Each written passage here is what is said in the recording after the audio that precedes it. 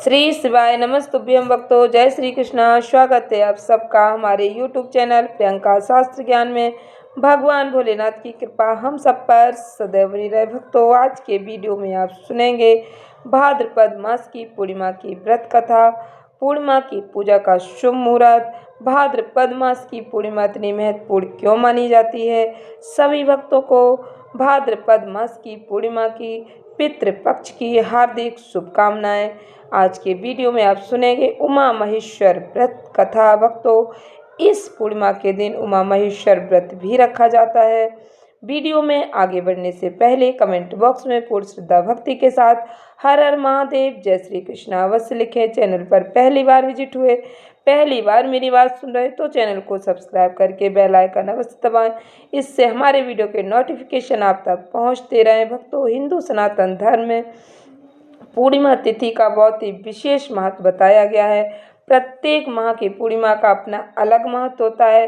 भाद्रपद मास में पड़ने वाली पूर्णिमा को बहुत ही विशेष माना जाता है।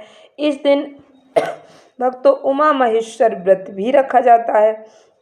इसके अलावा इस दिन स्नान दान करने, माता लक्ष्मी जी की पूजा करने का भी विधान है। इस दिन से पितृपक्ष की शुरुआत होती है।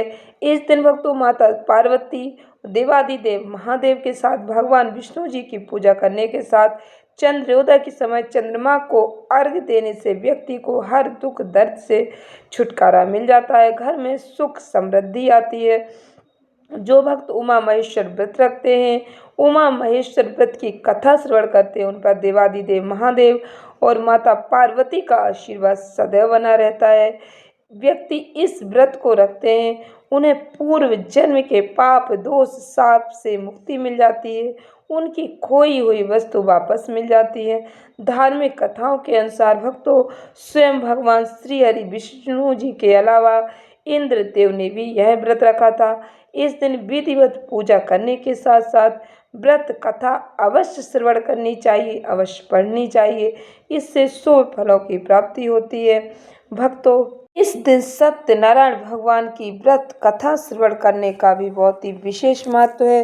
पूर्णिमा के दिन सत्यनारायण भगवान की व्रत कथा श्रवण करने से सभी प्रकार के सुख वैभव मिलते हैं। पूर्णिमा की तिथि धार्मिक कार्य अनुष्ठान करने के लिए अत्यंत शुभ मानी जाती है। इस दिन को मुहूर्त शास्त्र में भी स्थान दिया गया है। भक्तों, शुभ मुहूर्त का निर्धारण इस तिथि में होता है, जिसमें बहुत से नए कार्य करने की बात बताई गई है। भाद्रपद पूर्णिमा की पूजा का शुभ मुहूर्त पूर्णिमा तिथि 7 सितंबर 2025 रविवार को मनाई जाएगी। इस बार पूर्णिमा तिथि पर चंद्र ग्रहण लग रहा है। पूर्णिमा तिथि की शुरुआत 7 सितंबर 2025 को 1:41 पर होगी। इसका समापन भक्तों 7 सितंबर 2025 को रात्रि 11:38 पर होगा। भक्तों, इस बार चंद्र ग्रहण का साया रहेगा भाद्रपद पूर्णिमा पर, इसलिए आप जो भी पूजा पाठ कार्य करना चाहते हैं उन्हें 12 बजे तक आप संपन्न कर लें। भाद्रपद पूर्णिमा से श्राद्ध कार्य भी शुरू हो जाते हैं।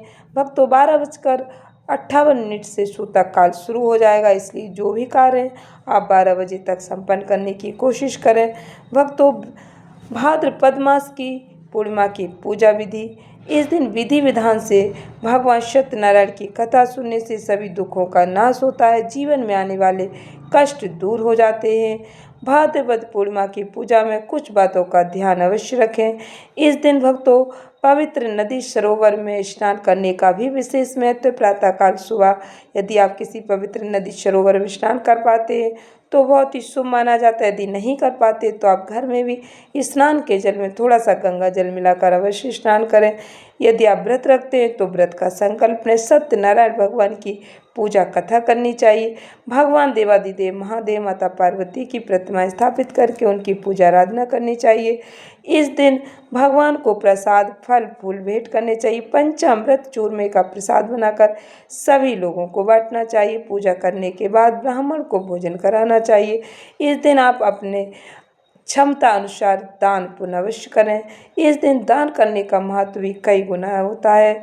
इस दिन व्रत रखना स्त्रियों के लिए बहुत ही विशेष महत्व रखता है। इस व्रत के प्रभाव से संतान सुख, सुखी दाम्पत्य जीवन की प्राप्ति होती है। भक्तों, भाद्रपद पूर्णिमा की कथा ध्यान से पूर्ण श्रद्धा भक्ति के साथ श्रवण करें। भाद्रपद पूर्णिमा के दिन उमा महेश्वर व्रत करने का भी विधान बताया गया। धर्म शास्त्रों में इस पूर्णिमा के दिन भगवान शिव जी और माता पार्वती की पूजा आराधना की जाती है। नारद पुराण, मत्स्य पुराण में इस व्रत के बारे में बताया गया। इस दिन रात्रि जागरण करने का भी बहुत ही विशेष महत्व है। भक्तों, पूर्णिमा तिथि का नक्षत्र से बहुत ही विशेष संबंध बताया जाता है। पूर्णिमा तिथि को चंद्र वर्ष से जोड़ा जाता है। चंद्रमा के साथ ही नक्षत्रों का भी संबंध होता है।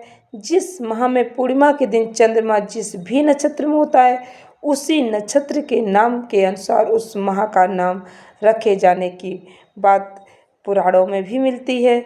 भक्तों, 12 महीनों के नाम नक्षत्रों पर आधारित होते हैं। इसी क्रम में भाद्रपद पूर्णिमा का नाम इसलिए इस दिन चंद्रमा उत्तरा भाद्रपद या पूर्वा भाद्रपद नक्षत्र में गोचर कर रहा होता है, इसलिए इस पूर्णिमा का नाम भाद्रपद पूर्णिमा और इस महीने का नाम भाद्रपद रखा गया है।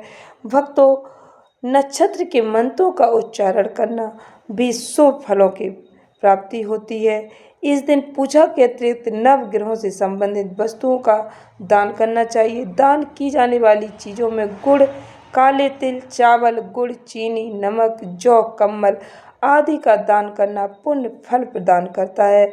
भक्तों, पूर्णिमा के दिन लोगों को अपने नक्षत्र की भी पूजा करनी चाहिए।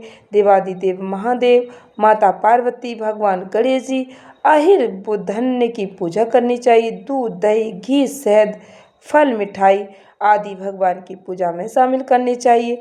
पूर्ण श्रद्धा भक्ति के साथ श्रवण करें उमा महेश्वर व्रत कथा। इस व्रत कथा को श्रवण करने से ही व्रत का संपूर्ण फल प्राप्त होता है। प्रेम से बोलें, भगवान भोलेनाथ की जय, माता पार्वती की जय। एक बार दुर्वासा ऋषि भगवान देवादिदेव महादेव के दर्शन करने, उनसे मिलने कैलाश जाते हैं। कैलाश पर भगवान शिव जी और माता पार्वती जी के दर्शन करवाए अत्यंत प्रसन्न होते हैं। भगवान शिव जी ऋषि दुर्वासा जी को एक पुष्पमाला भेंट करते, जिसे दुर्वासा प्रेम से स्वीकार कर लेते। भगवान से भेंट कर लेने के पश्चात दुर्वासा वहाँ से आगे निकल पड़ते। मार्ग में वह भगवान श्री विष्णु जी के दर्शन के लिए भी उत्सुक होते और उनसे मिलने के लिए विष्णु लोक जाने के लिए आगे निकल पड़ते, लेकिन तभी उनकी भेंट इंद्रदेव से होती है। तब दुर्वासा जी भगवान शिव जी द्वारा उन्हें प्रदान की हुई माला इंद्र देव को भेंट में दे देते। इंद्र अपने अभिमान में उस माला को अपने वाहन ऐरावत हाथी को पहना देते। ऋषि दुर्वासा यह सब देखकर क्रोधित हो जाते।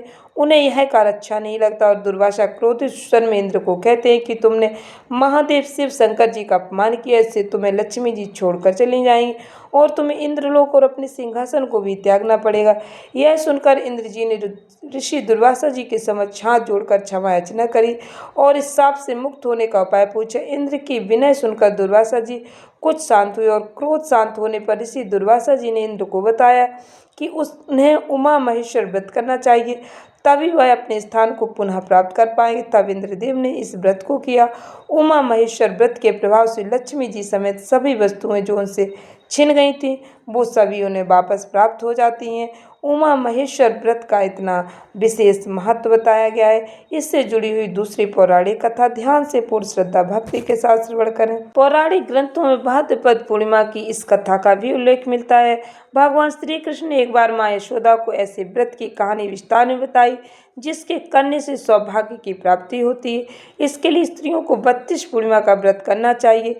यह व्रत एक और अचल सौभाग्य देने वाला, वहीं भगवान शिव जी के प्रति मनुष्य की भक्ति भी बढ़ाता है। भगवान श्री कृष्ण ने कहानी बताते हुए बताया कि कार्तिका नाम के नगर में चंद्रहास नाम का राजा राज्य करता था।